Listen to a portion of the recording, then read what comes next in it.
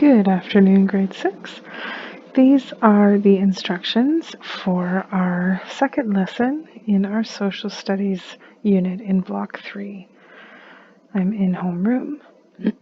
I'm in our block 3 social studies, unit 1, Canadian communities past and present.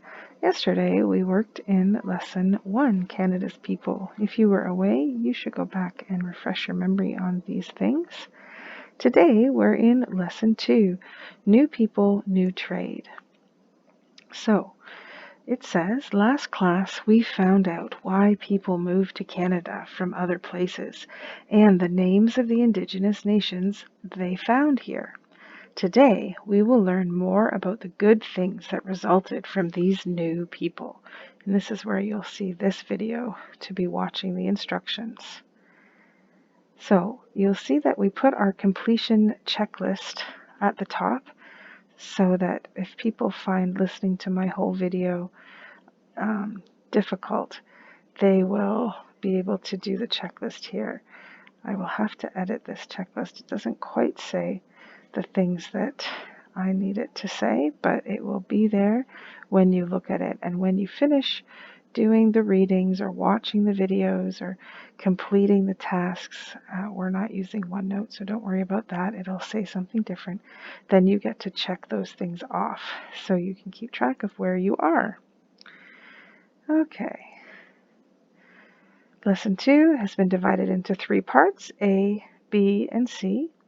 Part A is for reading, Beaver, the bestseller. This is the read aloud. You can watch this video read aloud, or you can read the article below on your own. You can click to open it in a new tab, and here is the article. That's all you do in this section. Then you move to Part A, watch. Here a fur, there a fur, everywhere a fur, right, from Old MacDonald. So this is more about the fur trade. Watch these 2 videos to learn more about the fur trade in the early days of the land that would one day be called Canada. So on your own, you would watch video 1 and video 2. That is it for Part A. Part B, respond. Trade between Europeans and the First Peoples. Read the text yourself or follow along with these instructions and read aloud with Mrs. Lewis. Then think about the questions asked on this page and share your answers with someone at home, or write/upload your thinking into a file in your locker. This is not for submitting, it's only for your thinking. So you have a choice about how you want to think about these questions. I'm not sure why it shows this strange background and no picture, but it works. When you click on it, it will play. You have the option again to open it in a new tab if you would like. And here is the reading and the questions that we want you to think about. Then you are ready for Part C. Reflect the fur trade. I ask that you read the top portion of text on your own, or you follow along with this read aloud. Once again, click to open a new tab, or it's in line here. This is the part that's read aloud.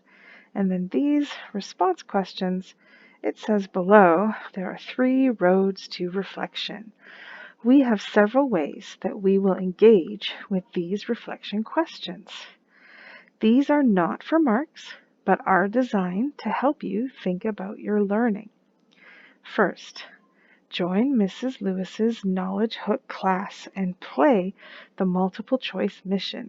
Click here to join and play. And we'll give some more instructions about that when it is time.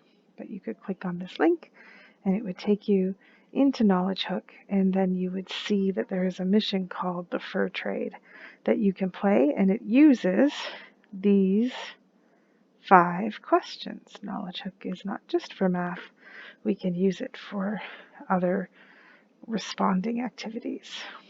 Second, choose one of the short answer questions and share your thinking with someone at home, or Upload/write your response in a file in your social studies folder of your locker. So these are the 2 questions. 1. How do you think the fur trade impacted our Canadian history? And it gives you some hints to think about. Think about wars, settlement, and who's in control of the country today. Or you might choose number 2. Why did the fur trade eventually become less profitable? Profitable means making money. So it's saying eventually the fur trade stopped making a lot of money. Why was that? And the answer is in the text. So you may choose to respond to that. You can talk to somebody at home about it, or you can write your response, or you can upload audio or video or a picture. You get to decide. It's your learning, and you respond in the way that makes most sense to you. 3rd, complete the fill in the blanks questions using the quizzing tool. Note, this isn't actually a quiz. It's just what D2L calls the tool. Use the text to help you find the answers. So you can find the quizzing tool, which if I could rename it, I would just call the responding tool. It's using these 5 questions, pretty much. I've tweaked them a little bit. If you're paying attention, you will see it makes it a little bit easier for you. So when you click to go to the quiz, and thank you to Arshpreet for allowing me to impersonate him to show you how it works. You will click Start Quiz, and it is just fill in the blanks. So it's open in a new tab, which means you can go back and forth. So the most popular type of hat was made from.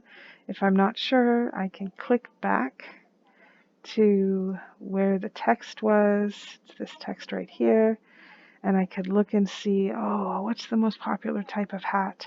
Or I can go up here if I feel like, oh, I think the answer is in a different one here, something about hats I recall in one of these. So you can use all of these to answer your questions. And then you can click back to the quiz tab and type in your answer. Okay? And that is it for today.